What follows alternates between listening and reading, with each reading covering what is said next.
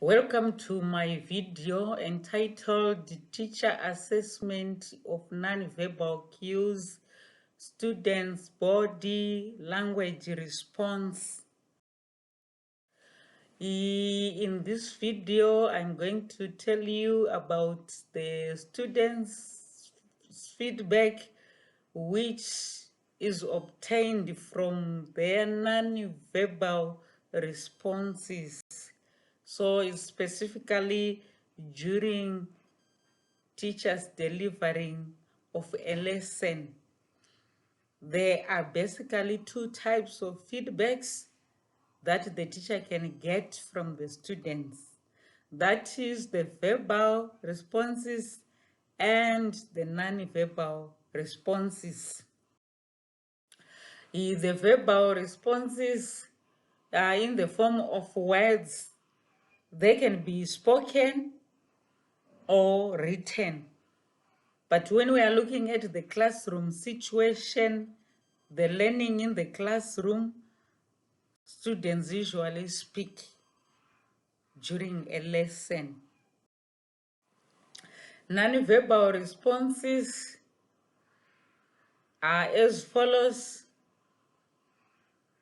We have a physical appearance, kinesics, facial expressions, oculesics, vocalics and paralanguage, chronemics, proxemics, adapters, and emblems. These will be discussed later in full.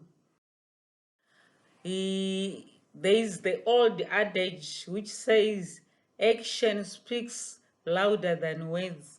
Indeed, action, which is the non-verbal, can be fruitfully utilized by teachers in a face-to-face teaching scenario. And if a teacher will be successful in assessing students' responses, non-verbal responses during a lesson, much will be gained by that teacher, and such information can be used to improve teaching and learning. Let's start with the physical appearance. This refers to the general appearance of a student. In a classroom scenario, a teacher will see who is wearing uniforms, who is wearing dirty clothes, clean clothes, and so on. And then it also involves the personal artifacts of the students. For example, the books that the student have, a pen, a pencil, in which condition, because they can communicate whether a student is serious, whether a student is careless, careful, and all those aspects, and they help a lot. Then we have kinesics. This refers to the body movement and posture. So the teacher needs to find out if the student is attentive. This can be seen through the student's posture. Is the student restless or thinking or just being absent-minded and not concentrating on the lesson? Then we have the facial expressions. These are the looks on a person's face. A student's looks say a lot in a lesson. For instance, we can read whether the student is confused, bored, enjoying the lesson, concentrating, and any other conditions. Oculesics has to do with the eye contact. So this is intentional or unintentional eye contact that can be read from the student. And a student may have eye contact with the teacher, especially when following the lesson, and can deter the teacher's eyes when cheating. There are vocals, which are also known as paralanguage. So there are people, the way people vocalize or say the words speak a lot. So this includes the pitch, the speed in talking, the tone, and the like. So in a classroom situation, the teacher needs to concentrate on the student's voice. How is the pitch of the student? Because the teacher can learn whether the student is understanding or not. Then at times we have a question being asked by the teacher, but the students will remain silent. It's also a communication of something. Then at times the student will try to answer the question, but in the midst of the answer, the explanation, there are several pauses. They also mean something. Maybe the student is not sure, is trying to reason out things and so on. There is a non-verbal aspect known as chronemics. Chronemics has to do with the time. So a student or students or a class may be punctual for a lesson, normally for a good teacher, and this communicates something. Or another instance is when a question is posed by a teacher and then students take time to raise their hands when they wanted to attempt to answer the question.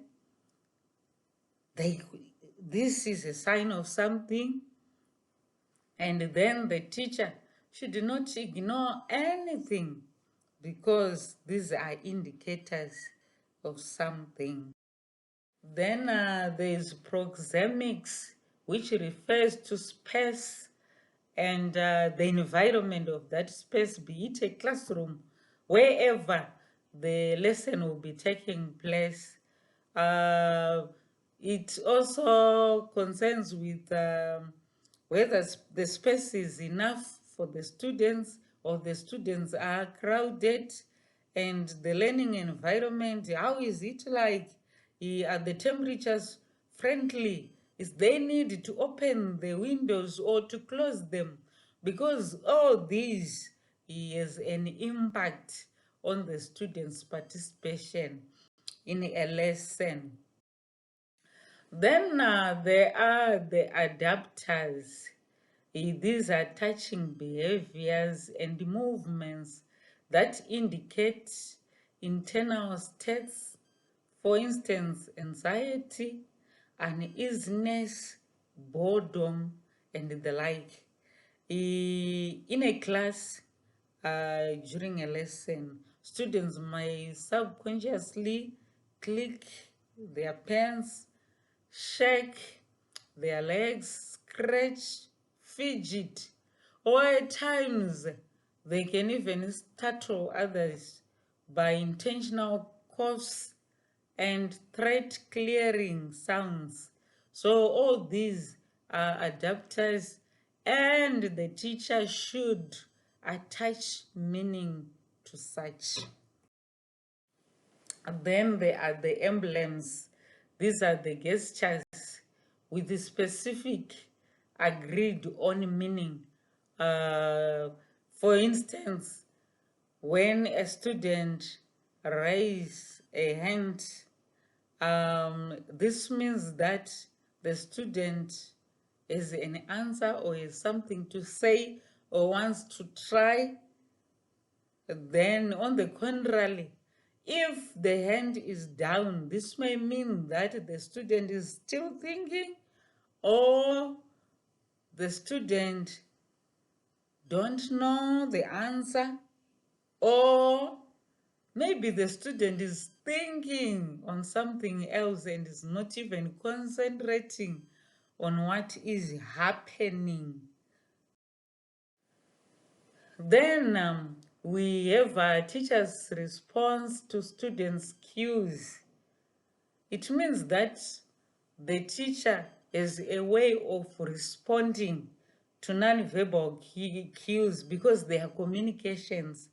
So the teachers normally respond accordingly to the non-verbal cues by students. At times, a teacher can explain and consolidate a point further so that the students can understand.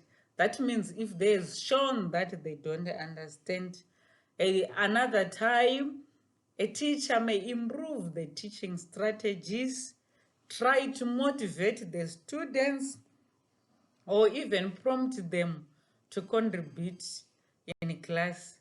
At the same time, the teacher can give rewards or punishment depending on the response from the students. Then let's look at the advantages of assessing students' nonverbal cues.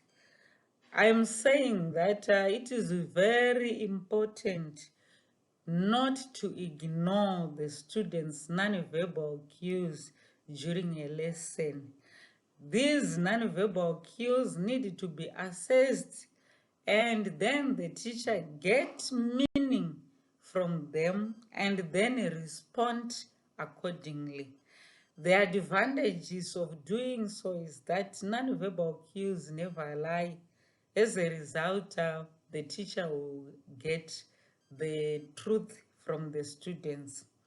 Maybe to elaborate a bit on this point, let's say a student will say in words, I'm understanding.